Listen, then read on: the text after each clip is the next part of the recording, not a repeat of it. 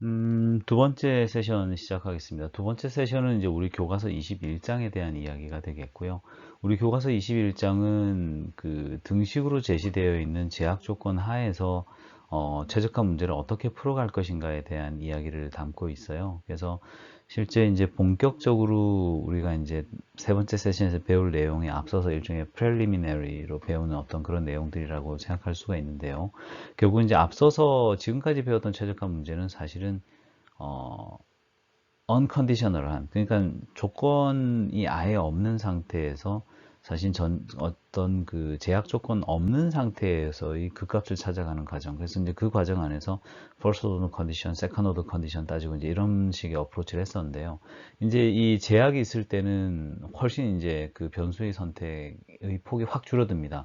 결국은 이 변수의 제시 가능한 범위가 제약식이라고 하는 어떤 틀 안에서 규정이 돼 버리기 때문에 우리가 이제 그 제시할 수 있는 어떤 그 극값의 캔디데이트들도 결국은 제약 조건이라고 하는 일차적인 어떤 그 크라이테리어를 충족시켜 놓은 상태에서 결국은 저희가 답을 찾아야 되는 어떤 그런 문제가 있게 되죠. 그래서 이러한 내용들도 이제 실제 사례를 한번 저희가 한번 다뤄보면서 살펴보게 되면 좀 더 쉽게 캐치를 할 수가 있습니다. 한번 살펴보도록 하겠습니다. 이번 주 다음 주에 이제 배울 내용들은 결국은 이제 제약 조건 하에서의 최적화란 것이 무엇인지 저희 이제 지난주에 개념을 한번 봤고 오늘 이제 두 번째 세션에서 실제 이제 제약 조건 하에서 한번 최적화하는 걸 한번 해볼 거예요. 그리고 이제 세 번째 세션에서는 이제 라그랑지 승수법에 대한 내용들을 저희 공부를 할 거고요. 그리고 이제 그러한 내용을 바탕으로 다음 주에 이제 쿤터커 정리라든지 이런 것들을 배우면서 이제 한 학기를 마무리를 하게 됩니다. 그래서 결국은 어떤 그 앞서서 일변함수 때의 극대화 극소화 문제와는 좀 다르게 저희가 이제 좀 전체적인 의미에서 어떻게 보면 이제 우리가 배운 내용을 포괄하는 의미에서 다변수 함수라고 하는 어떤 그 상황 속에서 결국은 이제 어떤 제약 조건이 주어지는 가운데 솔루션을 찾아가는 어떤 그런 내용들을 이제 배우고 있는 것이죠. 결국 이제 우리가 경제 수학이라고 하는 그 과목에서 우리가 최적화 문제를 다룬다라고 하는 거는 결과적으로는 우리가 이제 경제학을 공부하게 되는 어떤 가장 큰 모티브 중에 하나인 그 자원의 어떤 희소성, scarcity에서 이제 출발을 합니다. 결국 희소성에 문제가 있기 때문에 우리의 선택이라고 하는 거는 사실은 특정 범위 내로 좀 제약이 되게 되죠. 그래서 경제학의 모든 어떤 문제가 출발하게 되는 출발점은 결국 선택의 자유가 얼마간 제약되는 상황에서 우리가 이제 어떻게 이 문제를 극복하고 주어진 상황 속에서 베스트를 찾을 거냐라고 하는 이제 그런 식의 고민을 하게 되는 것입니다. 예, 근데 이제 등식 제약 하에서 이제 최적화를 하겠다. 여기서 이제 최대화 문제를 다루고 있는데요. maximize fx1에서 xn까지의 어떤 n개의 변수로 구성된 어떤 목적 함수 f가 있고요. subject to g의 x1의 xn은 g0가 되는 어떤 구조. 여기서 이제 그 목적 함수라고 하는 거는 우리가 이제 결국은 알고 싶어 하는 어떤 그 값들의 쌍이 이제 들어가 있는 상황이죠. 예컨대 뭐 효용함수라든지 뭐 비용함수라든지 하는 것들에 대한 것들이 결국은 목적 함수 자리에 들어오는 것이고요. 등식 제약이라고 하는 거는 결국은 지금 여기서 이제 quality constraint라고 표현되어 있습니다만은 결국은 우리가 어떠한 n개의 변수를 이제 선택을 해서 목적 함수를 최대화하거나 최소화하는 과정에서 결국은 그 변수들이 지켜줘야 되는 어떠한 제약 조건들인 것이죠. 그래서 파란색으로 표시된 저 함수 g라고 하는 것들을 통해서 결국은 우리가 선택할 수 있는 변수들의 어떤 순서쌍이 g0 값을 유지하도록 하는 어떤 함수 관계를 하나 이제 제시를 받은 겁니다. 그래서 이제 이러한 틀 안에서 저희가 이제 문제를 고민하는 것이고요. 만약에 이제 등식 제약이 아니라 이제 부등식 제약이 들어온다고 하게 되면 이제 쿤토커 정리에 대한 이야기를 이제 다음 주에 배우게 될 것이고, 이제 그걸 통해서 저희가 문제를 풀어가는 거죠. 그래서 결국 목적 함수를 찾아가는 과정에서 선택 변수의 그 제약을 가하는 어떤 그러한 것이 최적화 문제다라고 생각하면 좋을 것 같아요. 예컨대 제한된 용돈 안에서 나의 어떤 만족을 최적화하는, 최대화하는 어떤 소비의 구성은 어떻게 될 것인가 라든지 하는 식의 어떤 문제를 푼다라고 보면 될 것 같습니다. 아주 간단한 최적화 문제를 한번 풀어볼게요. 우리 교과서에서는 예제로 이제 제시가 된 문제였는데요. max xy subject to 2x plus 2y는 10 이렇게 나왔단 말이죠. 이거를 이제 좀 시각적으로 표시한다 그러면 이제 xy를 최대화해야 되는 문제니까 가로 길이 x, 세로 길이 y가 되는 어떤 10cm짜리 선분을 만들어서 그러면 이제 그 가로 선분 두 개, 세로 선분 두 개의 길이의 합이 10이 돼야 되니까요. 그 안에서 이제 말하자면은 그 XY를 곱해서 면적을 맥시마이즈하는 어떤 그런 고민을 이제 하면 된다는 거죠. 가로로 길게 뽑는 게 좋을까요? 세로로 길게 뽑는 게 좋을까요? 사실 이제 우리는 이미 이 문제 정답을 알고 있습니다만 이러한 류의 이제 고민을 하는 게 최적화 문제다라고 하는 거예요. 어떤 그런 말씀을 좀 드리고 싶어요. 그럼 이제 이러한 틀을 이제 우리가 지금까지 배워왔던 지식들 안에서 어떻게 녹여내서 문제를 풀 수 있을까를 한번 고민해 보면 어떨까 싶습니다. 본격적으로 문제를 풀어보기 전에 이제 좀 개념을 한번 더 살리고 넘어가면 좋겠죠. 일개 조건이라고 하는 건 first order condition이었어요. 그래서 1차 도함수일 때는 결국 접선의 기울기를 통해서 극값이 될 수 있는 캔디데이트를 쭉 찾는 거죠. 그래서 일종의 터닝 포인트가 될 만한 어떤 필요 조건들로서 결국 그 접선의 기울기가 제로가 되는 포인트들을 우리가 선택을 하는 것들입니다. 그럼 이제 그렇게 선택되어 있는 녀석들을 이제 가지고서 우리가 좀 더 연구를 해서 얘가 이제 우리가 만족하는 어떤 솔루션이냐. 아까 이제 봤던 것처럼 최적화 문제의 맥시마이즈 포인트가 되느냐, 혹은 뭐 미니마이즈 포인트가 되느냐 하는 것들을 결국은 판별하는 어떤 첫 번째 크라이테리어가 결국 일개 조건이죠. 그리고 이제 이게 조건은 앞서도 살펴봤지만 2차 도함수를 이용해서 얻어지는 조건이고요. 2차 도함수를 이용하니까 이게 조건이라고 부릅니다. 그래서 극대 값이 되는 이계 조건이라고 하는 거는 세컨 데리버티브가 음의 값이라 해야 되고, 그 다음 극소 값이 되는 이계 조건이라는 거는 세컨 오더 값이 결국은 그 세컨 데리버티브 값이 양의 값이 되는 어떤 그런 상황.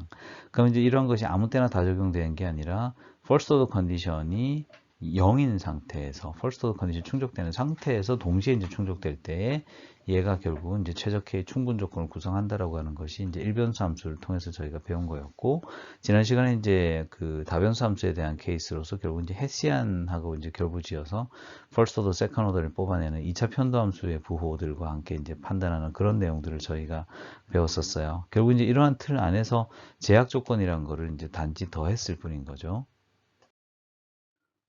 결국 이제 그 xy라고 하는 거를 subject to 2x plus 2y는 10 is equal to 10 이렇게 됐었을 때 단순하게 first order condition을 적용해 버리게 된다고 하면 이게 뭐가 되냐는 거죠. 그럼 first order condition을 단순히 적용해 가지고서 그냥 미분 땅 때려버리고 나면은 그때는 그냥 빵이에요, 빵. 예. 뭐 어떻게 찾고 말고 없죠. x에 대해서 1차 미분하면은 뭐 y 나올 거고 y에 대해서 1차 미분하면 x 나올 텐데 얘가 이제 제로가 돼야 된단 말이죠. 그럼 first order condition 상으로는 다 빵이에요. 이게 단언컨대 얘는 극대값을 줄 수가 없어요.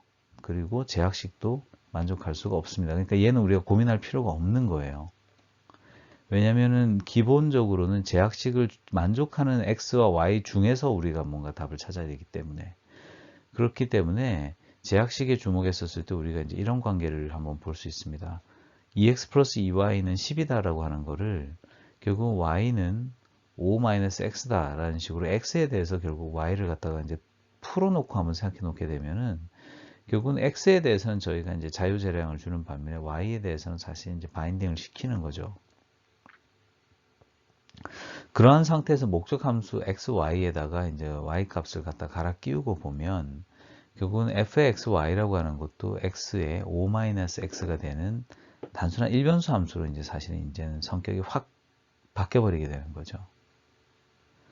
그럼 이제 그렇게 되어 있는 상태에서는 저희가 일변수 함수 최적화는 이미 할 줄 알아요.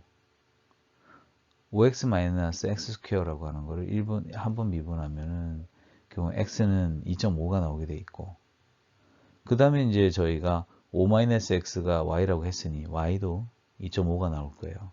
결과론적으로는 이제 우리가 얻어낸 어떤 first order condition 상으로는 x는 y는 다 2.5로 해야 되는 거죠. 한편 2차 도함수를 구해보게 되면 이 값이 마이너스였으므로 우리가 찾아낸 이 극값은 극대값이다라고 하는 것을 알 수가 있습니다. 만약에 제약이 없는 어떤 이변수의 극대화 문제를 우리가 다루고 있다고 한다면은 그때는 사실은 편미분을 해서 그 값이 제로가 되는 어떤 극점을 구하기만 하면 사실 별 문제가 없는데 결국 이제 제약식이 주어지는 그 순간부터는 변수를 선택하는 데 있어서 일종의 자유재량이 없어지게 됩니다. 그래서 제약식을 감안해서 그 제약식을 충족하는 변수들의 어떤 쌍을 고려해야 되기 때문에 결과론적으로는 지금과 같은 구조에서 문제를 푼다고 하게 되면 목적 함수가 이변수 함수의 폼으로 제시되어 있으되 사실상 1변수 함수는 다름이 없게 됩니다. 왜냐하면 결국은 제약식을 지켜야 되기 때문에. 그래서 제약식이 만약에 1참수다라고 하게 되면은 그 제약식을 목적 함수에 대해서가 밀어 넣어서 굉장히 간단하게 1변수 함수로 변신시켜 가지고서 문제를 풀면은 그 솔루션이 굉장히 좀 쉽게 풀린다라고 하는 거를 알 수 있죠. 이게 이제 미시경제학이나 이제 원론 때 다루는 내용이 되겠습니다. 우리 경제수학 시간에도 한번 다뤄볼게요. 소비자 효용 문제예요. 예컨대 지금 뭐 n개의 재화가 존재하고 유틸리티 함수, 유틸리티 펑션 u예요. 그럼 maximize u의 x1부터 xn까지가 되는 거고, 다만 이제 여기서 우리 인컴에 대해서 이제 그 constraint가 존재해서 subject to p1 x1, p2 x2, pn xn 그걸 다 서메이션 한 거는 i보다 각각은 작아야 된다. 결국 이제 주어진 그 버짓 컨스트레인트인 우리 인컴 i의 범위 안에서 1부터 n번까지의 재화를 갖다가 소비를 하자라는 거고, 여기서 이제 결국은 각각의 재화의 값들이 p1에서부터 p의 n까지로 이제 제시가 되어 있는 상황 속에서 이제 우리가 문제에 대한 고민을 하는 거예요. 결국은 이제 이러한 과정 중에 그 유틸리티가 이야기하는 건 다다익선인 상황이기 때문에 결국 x 값이 커지면 커질수록 유틸리티 커지는 그런 구조일 거고, 다만 이제 이러한 상황 속에서 우리가 좀 아쉬운 거는 인컴이라고 하는 어떤 그 한계 속에서 이제 우리가 선택해야 되기 때문에 결국 이제 그러한 두 가지 조건을 충족하면서 이제 저희가 문제를 풀어줘야 돼요. 만약에 이제 이변수 함수였다 그러면 maximize u의 x1, x2 이렇게 나오게 되고 subject to p1, x1, p2, x2는 i라 해야 될 거예요. 그러면 이제 이러한 상태에서는 저희가 좀 쉽게 문제를 다룰 수가 있는 게 이변수 함수일 때는 예산식을 통해 가지고서 그 두 가지의 그 재화들 사이에 일종의 종속 관계가 성립한다는 걸 알 수 있어요. 그래서 x2라고 하는 것을 사실상 x1의 함수로 표시를 해놓고 i over p2 마이너스 p1 over p2 x1을 곱해주게 되면 얘가 사실상 x2의 기본적인 어떤 그 구성 요건이 됩니다. 그러면 이제 이 x2라고 하는 것도 x1의 함수이므로 x1 자리에다가 뭘 밀어놓고 보게 되면 결국은 이제 이것이 일변수 함수인 것처럼 사실 이제 선택이 이제 딱 결정이 돼 버리죠. 한편 이제는 일변수 함수로 표시되어 있는 utility 펑션 u의 x1에 x2는 x1에 대한 함수. 결국 이제 이렇게 돌려놓고 나면 utility 펑션이라고 한 게 x1과 i over p2 마이너스 p1 over p2 x1을 곱한 어떤 두 가지의 변수로 구성되어 있는 어떤 함수가 되는데, 여기서 변수라고 하는 게 p1, p2는 외생 변수로서 사실 주어지는 거고 i도 사실 주어지는 값이라고 보게 되면 x1이 결국은 모든 걸 결정하게 되는 일변수 함수랑 똑같아지게 되죠. 그래서 first order condition은 du over dx1 이라고 하는 걸 통해 가지고서 저희가 문제를 풀어나가면 되는 것이기 때문에 굉장히 간단하게 문제가 풀릴 수가 있다라고 하는 걸 말씀드릴 수가 있고, 이러한 류의 문제를 해결할 적에도 이제 first order condition은 결국은 이제 제로 값이 됨으로써 이제 일종의 접선의 개념이 제로가 되는 것과 같이 결국 이제 그 값의 어떤 가장 기본적인 필요 조건을 충족시켜줘야 돼요. 그러면 이제 이렇게 구해진 first order condition의 어떤 결과를 다시 리어레인지먼트를 하게 되면 지금 기본적으로는 좌우가 같은 결론인데 효용 극대화 조건이라고 하는 걸 이제 얻게 되는데, 예컨대 이제 왼쪽 같은 경우는 그래요. round u over round x1 이라고 한 게 분자에 있고요. round u over round x2라고 한 게 분모에 있어요. 결국 이제 첫 번째 그 first order condition을 단지 이제 arrange만 다시 했을 뿐인데, 이것의 오른쪽에는 이제 p1 over p2가 되는 거거든요. 결국 이제 왼쪽이 이야기하는 거는 결국은 x1 재화를 투하함에 따라서 늘어나는 어떤 효용의 크기, 그 다음에 분모 자리는 x2를 추가로 더 소비함에 따라서 늘어나는 효용의 크기를 이야기하는 건데, 이때 이제 결국 이 비율이라고 하는 것이 p1 over p2, 결국은 어떤 재화의 가격과 같이 봐줘야 된다라고 하는 거를 여기서 보여주고 있고, 이제 이걸 보통 이제 한계 대치율이라 그러죠. 그리고 이제 오른쪽에 있는 이제 P1 over P2만 따로 빼놓고 생각한다고 하게 되면 사실 이것이 이제 어떤 예산선의 기울기로도 작용할 수 있다라고 하는 거를 저희가 이 그림을 통해서, 이 식을 통해서 저희가 알 수 있습니다. 그래서 예산선 안에서 가장 높은 효용을 가진 어떤 그런 포인트가 있다고 한다면은 결국 이제 무차별 곡선하고 그 다음에 이제 그 예산선이 만나는 어떤 포인트 안에서 이제 저희가 답을 찾을 수 있을 거다라고 하는 걸 알 수 있죠. 그래서 앞서 봤었던 식의 임플리케이션을 좀 더 이해하기 쉽게 저희가 하기 위해서 교과서에 있는 그림들과 함께 한번 정리를 해봤습니다. 한계 대체율, 그러니까 이제 저희 MRS라고 이제 표현을 하죠. 그래서 이제 실제 그 marginal rate of substitution, 그리고 이제 예산선의 기울기가 사실 같이 간다라고 하는 것의 의미가 이제 무엇인가 하는 거를 이제 여기서 보고 있습니다. 기본적으로 일단 예산선의 기울기라고 하는 것이 왼쪽에서 나타나고 있고요. 기본적으로 예산선의 기울기라고 하는 것은 결과론적으로는 버지 컨스트레인트를 X1과 X2라고 하는 재화의 그 소비 수량을 좌우에 놓고 본다고 할 적에 결국에 이제 좌우 그 X1에 대한 절편 그리고 X2에 대한 절편을 놓고 각각의 절편을 갖다 잇게 되면 그 기울기가 결국은 마이너스, 왜냐면 이제 왼쪽 위에서 오른쪽 아래 내려가니까, 그래서 마이너스 붙여놓고 그 다음에 이제 py분의 px로 나타나는 이런 형태가 된다는 걸 알 수가 있고, 두 번째는 이제 무차별 곡선의 그 접선 기울기가 결과론적으로는 지금 그림에서 나타난 것처럼 이제 마이너스 round u over round x1이 이제 분자에 있고 over round u over round x2가 이제 분모에 있는 그런 형태의 접선 기울기를 기록하는 것을 알 수 있는데요. 결과론적으로는 무차별 곡선 상으로 본다고 할 적에 주어진 예산선에서 최대한 저희가 이제 높은 수준의 어떤 효용을 누린다고 하게 되면 그것이 이제 결국 접선 기울기가 예산선의 기울기와 같은 포인트에서 무차별 곡선이 만나는 그런 포인트에서 결과적으로 효용이 극대화될 것이다 라고 하는 것을 저희가 알 수 있습니다. 그리고 이제 이것을 식을 다시 이제 좀 바꿔가지고서 분모에 이제 P1, P2, 즉 재화의 가격이 있게 만들고 위쪽에다가는 이제 한계 효용을 두는 거죠. 그래서 오른쪽 식의 그 의미는 결국은 이제 분모에 있는 P1, P2를 두고 분자에 있는 라운드 X1 분의 라운드 U라고 하는 것은 결과론적으로는 재화 X1을 한 단위 더 사용하는 데 있어서 증가하는 효용의 크기라고 하는 것과, 그리고 이제 분모에는 실제 해당 재화의 가격이 연결되는 이제 그러한 형태입니다. 그래서 결과론적으로는 실제 이제 지금 그 오른쪽 아래 이제 천칭이라 그러죠.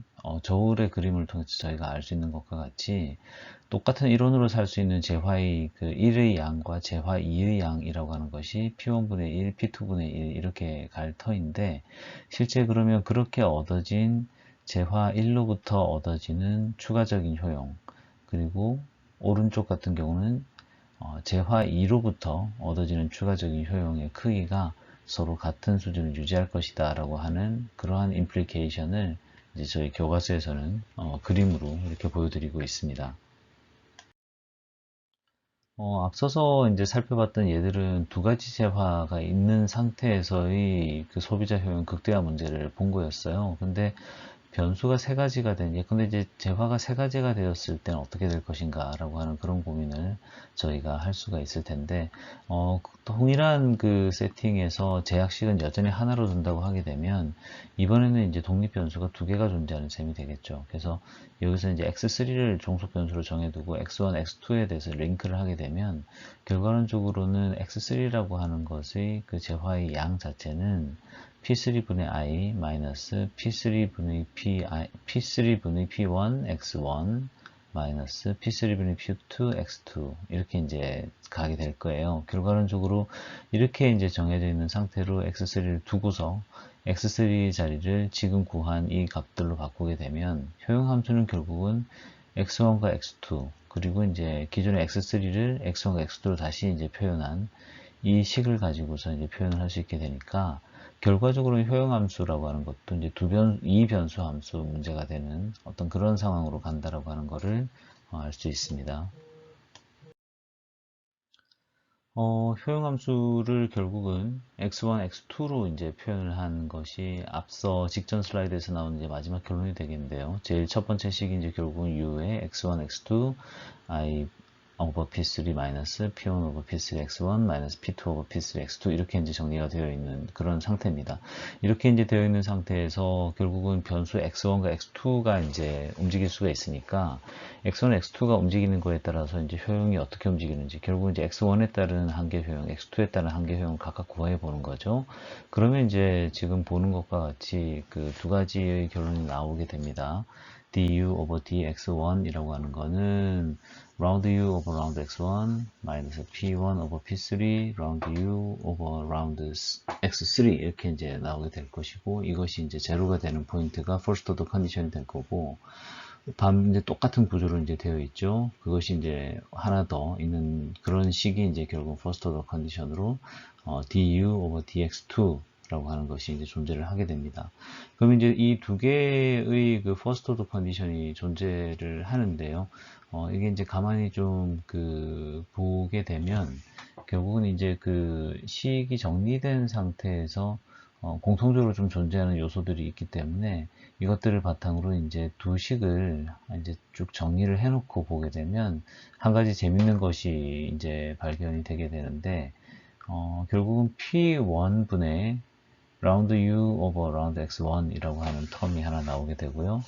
P2분의 round U over round X2 라고 하는 텀이 있고 또 P3분의 round U over round X3 라고 하는 세 가지 텀들이 이제 이렇게 각각 동시에 결국은 그 등식이 성립하는 관계다라고 하는 것을 볼 수가 있어요. 이제 이게 재밌는 부분은 결국은 이 해석인데요.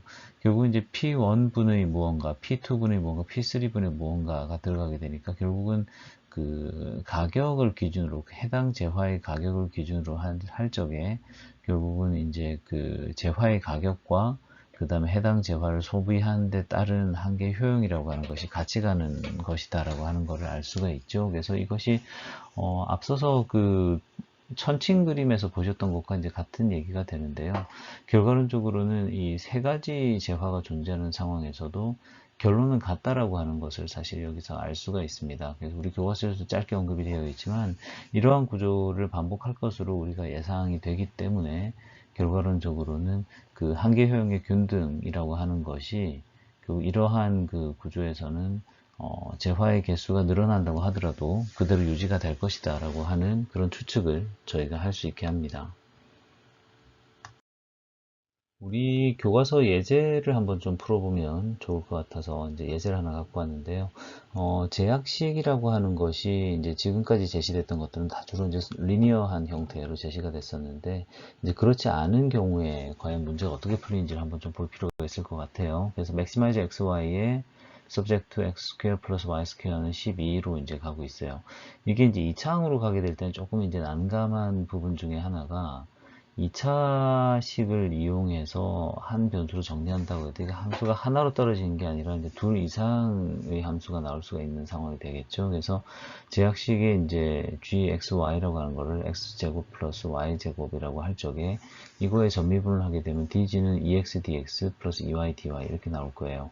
제약식의 값이 결국 모든 xy에 대해서 그 12가 성립해야 되는 상황일 거니까 이 말인즉슨 전미분을 한다고 해도 전체에 걸쳐서 dg라고 하는 값은 제로가 될 것이다. 왜냐고 하면 상수함수에 대해서 우리가 전미분한 거기 때문에 라고 하는 논리가 성립을 하게 되고 그럼 그러한 그 논리 하에서는 ex dx 플러스 ey dy로 되어 있는 dg가 제로가 돼야 되는 것이 항상 성립을 해야 되니까 결국은 도함수 dy는 마이너스 y분의 x dx가 항상 유지가 돼야 된다라고 하는 걸 알 수가 있어요. 그래서 이게 이제 결국은 키가 되어서 목적 함수 xy를 다시 전미분하게 되면 여기 이제 목적 함수를 f라고 부르니까 df라고 하는 건 y의 dx, x의 dy 이렇게 떨어질 거란 말이죠. 그럼 이 전미분에 대해서 앞서 구한 dy를 이제 저희가 리플레이스 해주는 거예요. 그러면은 실제 df라고 하는 거는 사실 x의 그 미분으로도 다 이제 설명이 된다라고 하는 걸로 잡히게 되겠죠. 그래서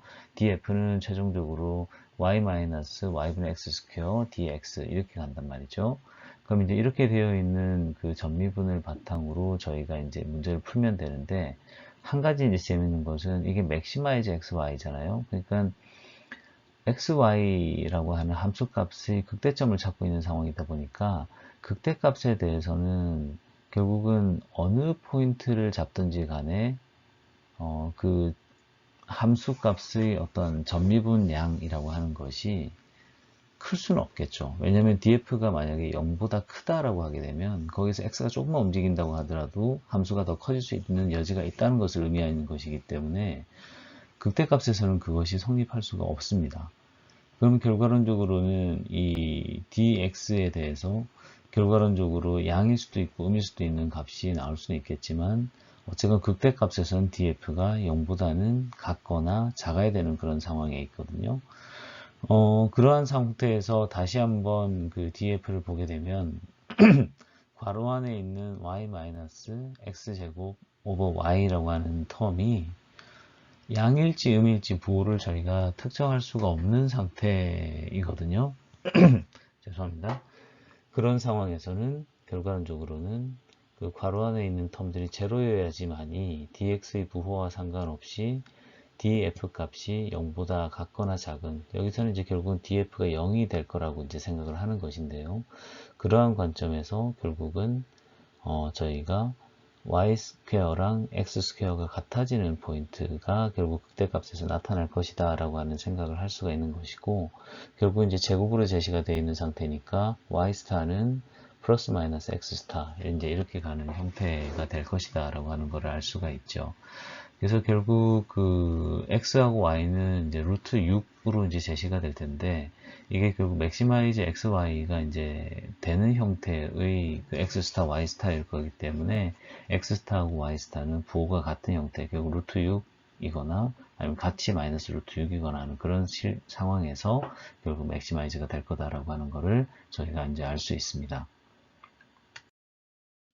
그래서 이제 저희가 두 번째 세션에서는 제약식이 첨부되는 상황에서 이 제약식에 따라서 그 변수들의 관계를 세팅을 하고 목적 함수에 다시 적용을 해서 제약식이 없는 상태로 풀고, 그렇게 한 상태에서 실제 이제 그 제가 경제학에서 만나는 많은 문제들이 풀려나가는 이제 그런 과정들을 좀 살펴보았는데, 이것이 과연 이제 일반적으로 사용될 수 있는 방식인가에 대해서 우리가 조금 생각은 해봐야 돼요. 왜냐면은 지금까지 봤던 어떤 식들이 결국은 유틸리티 펑션의 형태도 비교적 간단했었고, 그 다음에 제약식의 형태도 지극히 간단한 형태로 제시가 됐기 때문에 이제 그런 것이지, 만약에 변수의 수가 굉장히 많아진다든지 함수의 형태가 굉장히 복잡해진다든지 하는 그런 상황이 온다고 했었을 때에 이것이 일반적인 어떤 솔루션을 제공하는지에 대해서는 저희가 의문을 가질 수밖에 없다라는 것이고, 결국은 그러한 상태에서 일반적인 솔루션을 제공해주는 어떤 방법을 찾자라고 하는 것이 결국 우리가 다음 세 번째 세션에서 찾고자 하는 답이 됩니다. 그래서 이제 잠깐 쉬고 나서 세 번째 세션에서 해당되는 답을 한번 우리가 찾아보는 걸로 그렇게 한번 해보죠.